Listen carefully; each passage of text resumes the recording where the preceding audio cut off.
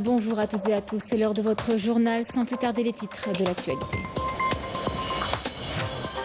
Le président de la République a adressé ses vœux au peuple algérien à l'intérieur du pays et à l'étranger, ainsi qu'à l'ensemble de la nation arabo-musulmane, à l'occasion de l'avènement du Nouvel An de l'Hégire 1446.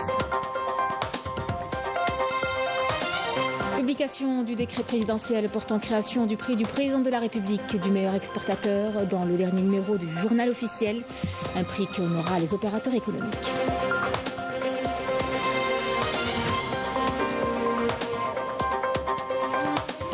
Célébration à l'occasion de la fête de l'indépendance de l'Algérie à Créteil. Les membres de notre communauté se sont réunis dans une ambiance festive et ont exprimé leur fierté et leur attachement à leurs racines algériennes. Correspondance dans quelques instants.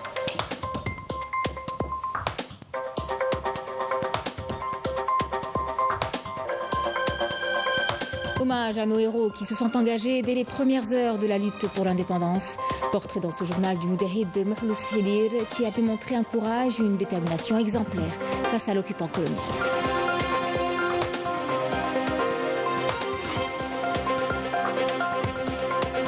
À Gaza, des Palestiniens sont tombés en martyrs et d'autres ont été blessés dans la nuit d'hier dans des tirs de missiles d'artillerie et des véhicules militaires de l'entité sioniste contre diverses zones de l'enclave.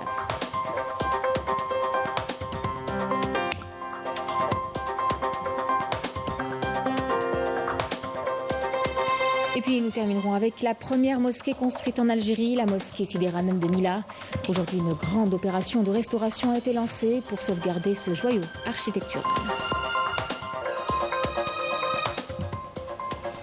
Mesdames, Messieurs, bienvenue à vous. Le président de la République, Abdelmadjid Tebboune, a adressé ses vœux au peuple algérien à l'intérieur du pays et à l'étranger, ainsi qu'à l'ensemble de la nation arabo-musulmane à l'occasion de l'avènement du Nouvel An de l'Hégire 1446, anniversaire du départ de notre prophète, que le salut soit sur lui, de la Mecque vers Médine, annonciateur d'une nouvelle ère rayonnante, porteuse de bénédictions, de sécurité, de foi, de paix et de fraternité pour l'humanité tout entière. Abdelmadjid Tebboune adresse ses vœux au peuple algérien, priant Allah Tout-Puissant de renouveler cette occasion qui nous est chère en préservant la stabilité, la sécurité et la prospérité dont jouit l'Algérie. Bonne fête à tous. Le décret présidentiel portant création du prix du président de la République du meilleur exportateur vient d'être publié dans le dernier numéro du journal officiel pour honorer les opérateurs économiques, et ce, en reconnaissance de leurs efforts déployés et leur contribution à la diversification et au développement des exportations algériennes hors hydrocarbures. Le prix consiste, selon le décret présidentiel 24-202, paru dans le numéro 45 du journal officiel, en l'attribution d'un bouclier commémoratif et d'un certificat de mérite décerné chaque année aux meilleurs exportateurs représentant plusieurs catégories, à savoir les exportateurs de produits industriels et pharmaceutiques, les exportateurs de produits agricoles, les exportateurs de services et les exportateurs vers le continent africain, ainsi que le plus jeune exportateur et les femmes exportatrices. Un prix décerné sur la base du chiffre d'affaires à l'export de l'année précédente, du nombre de pays destinataires, du nombre de travailleurs réservés à l'activité de l'exportation et de la moyenne de croissance des ventes à l'export par rapport à l'année précédente. Et en vous parlant d'exportation, il y a la signature d'un accord cadre entre le ministère de l'Agriculture et du Développement rural et la société italienne Bonifice Ferraresi à Alger pour la réalisation d'un projet intégré de production de céréales, de légumineuses et de pâtes alimentaires du côté de Timimoun. Un projet qui sera lancé au courant de cette année et qui permettra d'augmenter les exportations tout en assurant la sécurité alimentaire du pays. Yemina Saïdi. En signant cet accord cadre, l'Algérie s'apprête à franchir une nouvelle étape majeure dans sa quête d'autosuffisance alimentaire et de développement durable. En partenariat avec l'Italie, un ambitieux projet sera lancé à Timimoun visant à révolutionner la production agricole du pays. Ce projet intégré de production de céréales et de légumineuses sera réalisé en collaboration avec le groupe italien Bonifice Ferraresi. L'accord conclu aujourd'hui entre les deux parties vise à renforcer les relations de partenariat exceptionnelles qui lient l'Algérie et l'Italie, renforçant la volonté ferme et forte des dirigeants des deux pays. Ce projet intégré de production de céréales et de légumineuses en partenariat avec BF et le Fonds national d'investissement est considéré comme le deuxième plus grand projet agricole et industriel concrétisé sur le terrain. Le projet pour l'agriculture de BF en Algérie sera pour la production du blé dur, mais pas seulement du blé dur, aussi pour le tournesol, pour les légumes et différentes productions et transformations industrielles pour la production alimentaire du pâte et du couscous. Nous avons choisi une région qui a une vocation très forte pour l'agriculture, pour les conditions, et aussi pour l'opportunité d'avoir un partenariat très fort avec les institutions de l'Algérie, la région de Timimoun, et aussi avec le gouvernement de l'Algérie.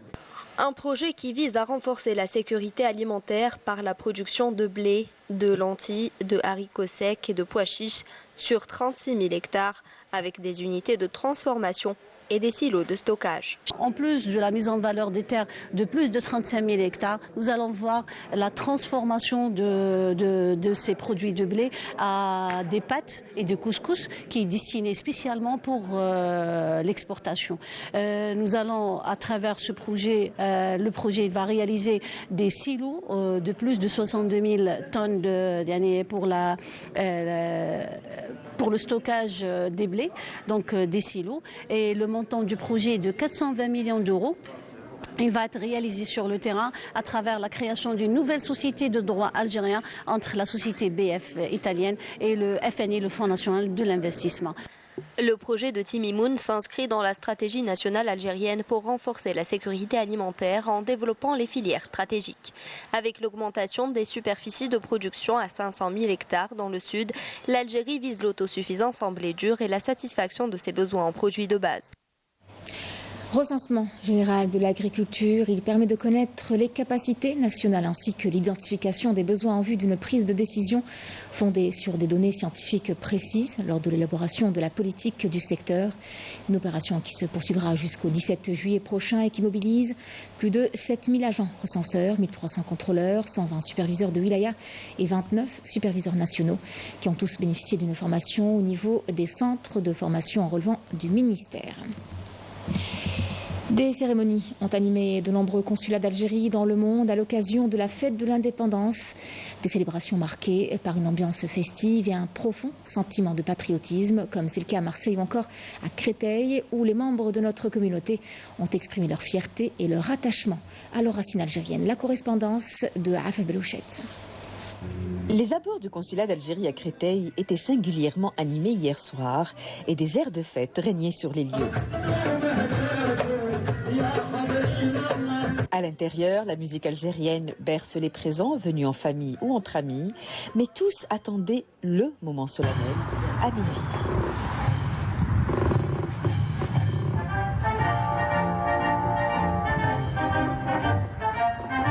Attendre minuit pour saluer le drapeau, les cœurs pleins de gratitude envers les martyrs et d'amour pour cette Algérie qui les habite.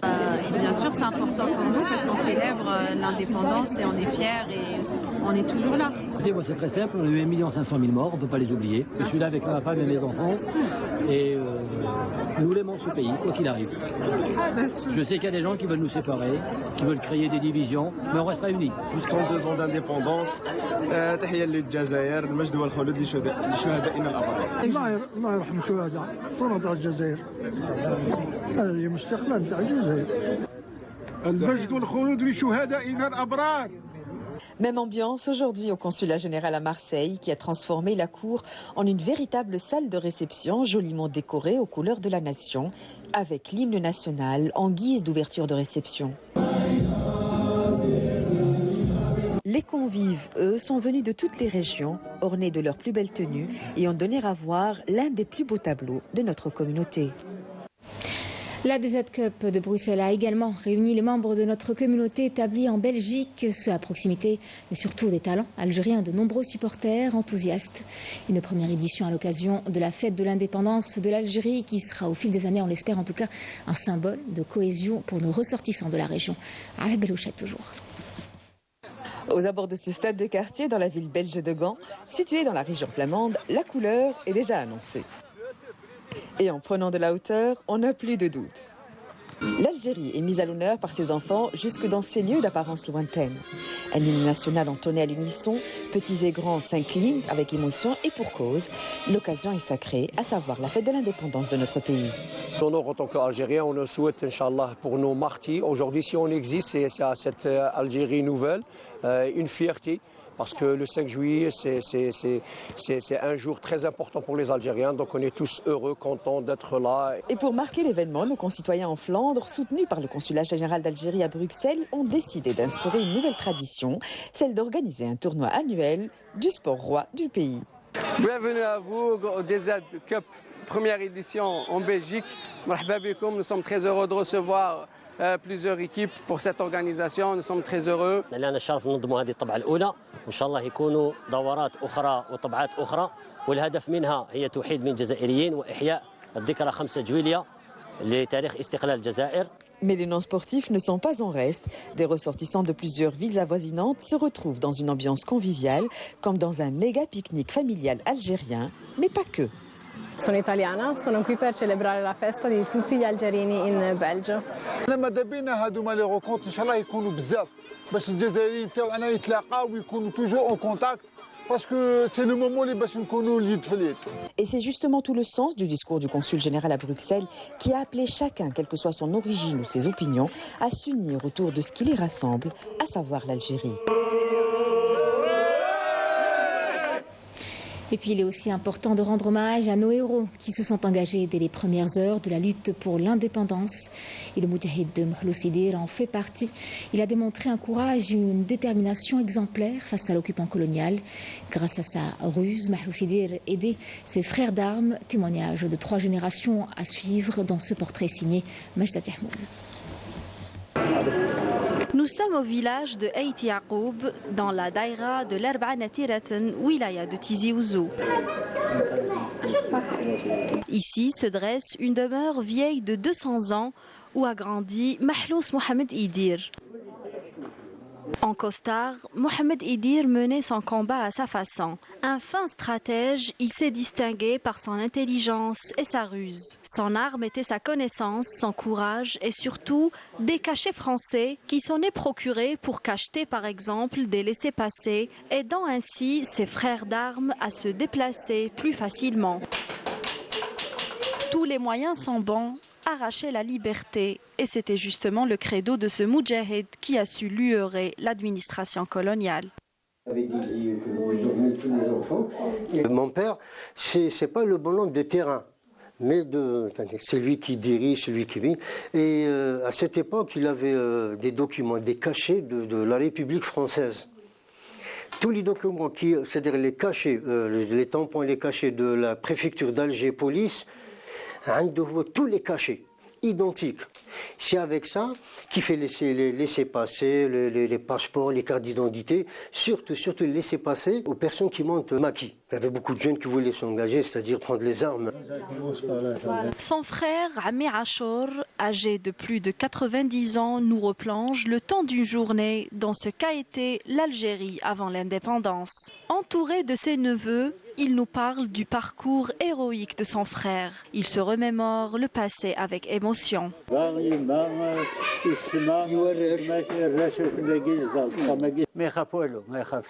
Mon frère n'avait peur de rien. Il était très courageux. L'armée française ne l'effrayait pas. Il me demandait de le suivre et d'apprendre pour servir mon pays moi aussi. Il était rusé avec les Français. Ils se débrouillaient pour avoir des cartes grises, des cartes d'identité vierges de la préfecture. Parce qu'à l'époque, il fallait une carte d'identité pour monter dans le bus. Ils donnaient des laissez-passer. Ils faisaient son possible pour aider les Algériens par tous les moyens. Côtoyant plusieurs héros de la révolution algérienne comme Krim Belkacem, Mahlous Mohamed Idir, né le 28 février 1919, a fait ses études en droit. Il avait même enseigné à l'université d'Alger en 1948. Après l'indépendance, il s'est installé dans la commune d'El Harrach. Discret était son combat, discret était son départ. Il était discret, il ne voulait pas être connu. Il a connu des personnalités comme Krim Belkacem, comme les Médérès, Tikniwin, les Koulifa, les Ayeshi. Il a donné sa vie à l'Algérie. Quand il parle de mon père, j'ai des larmes aux yeux. Pas étonnant d'avoir les larmes aux yeux lorsque les Moudjahidines témoignent de la bravoure de cet homme. Le grand Idir, il était très estimé par les colons parce qu'il connaissait ses compétences et ses capacités. On lui a proposé même de faire préfet.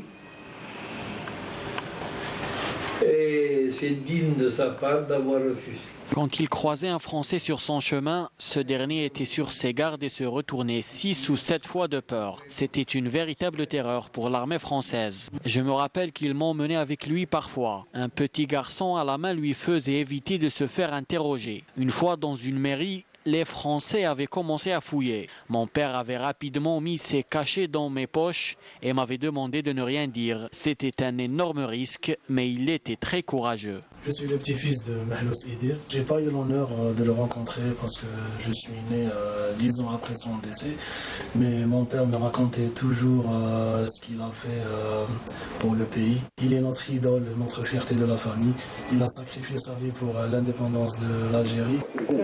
Peu connu dans les écrits de guerre, cet héros n'était pas sur les champs de bataille, mais dans les couloirs de l'administration coloniale française. Il utilisait la ruse pour contourner les restrictions imposées aux Algériens. Bismillah, bismillah, on a de l'Algérie. Bismillah, bismillah, on a de l'Algérie. Son engagement et son sacrifice montrent que la lutte pour l'indépendance ne se limitait pas aux actions armées, mais incluait aussi des actes de bravoure intellectuelle et stratégique. Mahlous Mohamed Idir s'est éteint en 1978 à l'âge de 59 ans. En prévision des présidentielles du 7 septembre prochain, le retrait des formulaires de souscription des signatures individuelles est en cours au niveau de l'autorité nationale indépendante des élections. Pour l'heure, 34 candidats ont pu retirer les dossiers selon l'ANI. Cette opération, qui se poursuit jusqu'au 18 juillet à minuit, mobilise plus de 14 000 agents pour le dépôt des dossiers au niveau des 4 903 points de légalisation à travers le pays. Les principaux partis politiques se préparent activement à ce rendez-vous électoral. Chacun d'eux espère consolider son influence. Ils mettent l'accent sur le devoir citoyen et les droits humains, des élections cruciales pour l'avenir du pays avec des enjeux importants. Synthèse avec Yasmine Massoudi. Le secrétaire général du Rassemblement national démocratique, Mustafa Yahi, a salué la politique du président de la République, Abdelmadjid Tebboune, depuis son accession à la présidence du pays. Ce qui a permis aux citoyens algériens de mener une vie décente au cœur de cette politique sociale, notamment l'accès à un logement digne. À Bouira, le président du Front Al-Moustaqbel, Fatih Boutbiq, a souligné l'importance de préserver le pays. Il a insisté sur le rôle crucial de la jeunesse dans le développement et la protection de la patrie, en hommage au sacrifice des martyrs. Au siège du Front des forces socialistes, son premier secrétaire Youssef Aouchiche a présidé la mise en place du Conseil de la jeunesse, relevant de la direction de la campagne électorale du candidat du parti aux élections présidentielles du 7 septembre prochain. Il a souligné à cette occasion que la participation à ce scrutin revêt une importance stratégique. Le mouvement de la Société pour la paix a organisé un événement rassemblant la jeunesse nationale. L'événement a été marqué par la présence du président du mouvement, Abdelali Hassani Cherif, ainsi que par des chefs des partis, des personnalités nationales et des jeunes militants du mouvement. À Alger, lors d'une réunion présidée par le représentant du président du mouvement Elbina, le bilan des activités du parti au sein de l'Assemblée populaire nationale a été présenté. Il a été souligné l'importance de la mobilisation des jeunes pour assurer le succès du prochain scrutin. De son côté, le secrétaire général du parti El Karama, Mohamed Daoudi, a souligné l'importance et le rôle des partis politiques dans la consolidation du sentiment national face aux défis sécuritaires et économiques actuels. Début du second tour du scrutin des législatives en France. Les bureaux de vote ont ouvert ce matin à 8h en France métropolitaine. Les Français peuvent voter jusqu'à 18h ou 20h dans les grandes villes, heure à laquelle se dessineront les premiers résultats. La mobilisation des électeurs s'annonce toujours forte avec une participation attendue au même niveau qu'au premier tour de ce scrutin historique dont l'extrême droite pourrait sortir gagnante, avec une grande incertitude toutefois sur sa capacité à obtenir la majorité absolue des députés et à pouvoir former un gouvernement. Dans la bande de Gaza, plusieurs Palestiniens sont tombés en martyrs et d'autres ont été blessés dans la nuit d'hier dans des tirs de missiles, d'artillerie et des véhicules militaires de l'entité sioniste contre diverses zones de l'enclave. Des équipes de secours ont récupéré les dépouilles de 3 martyrs et plusieurs blessés après une frappe aérienne de l'occupant sioniste qui a visé une maison dans le quartier d'El Mina, à l'ouest de Gaza. Au nord, au moins 6 Palestiniens ont perdu la vie lorsque des avions de combat sionistes ont visé une maison dans le quartier de Sheikh Ardouane. D'autres attaques ont visé les camps de réfugiés de Nusayret, de Boureij et de Marazi. Le bilan de l'agression génocidaire sioniste contre la bande de Gaza est à 38 098 martyrs et 87 705 blessés. Et on vous parle à présent de la mosquée de Sidi Ghanem de la wilaya de Mila, chez nous en Algérie, anciennement appelée Bou el-Muhajir Dinar. Elle est la première mosquée construite en Algérie. Aujourd'hui, une grande opération de restauration a été lancée pour sauvegarder ce joyau architectural. Malim Damis. Bâtie en l'an 59 de l'Hégire, correspondant à l'an 670 par Abou Muhajir Dinar, la mosquée Sidi Ghanem de la wilaya de Mila est la toute première mosquée d'Algérie. Un témoin précieux de l'histoire islamique et architecturale du pays. La mosquée est très simple sur le plan architectural, car elle fut l'une des toutes premières mosquées. Elle s'étend sur une superficie d'environ 700 mètres carrés et a été construite avec des matériaux de construction anciens. Durant la période coloniale, la mosquée a subi de nombreuses modifications, comme le remplacement du toit, la démolition du minaret, sans oublier qu'une partie de la mosquée a été transformée en écurie. La restauration de la mosquée est un projet ambitieux qui vise à redonner vie à ce monument tout en respectant son intégrité architecturale. Mon rôle en tant qu'archéologue est de superviser les travaux de restauration ainsi que la découverte d'éventuels objets dans le site, en plus du processus de tamisage qui se fait à l'extérieur.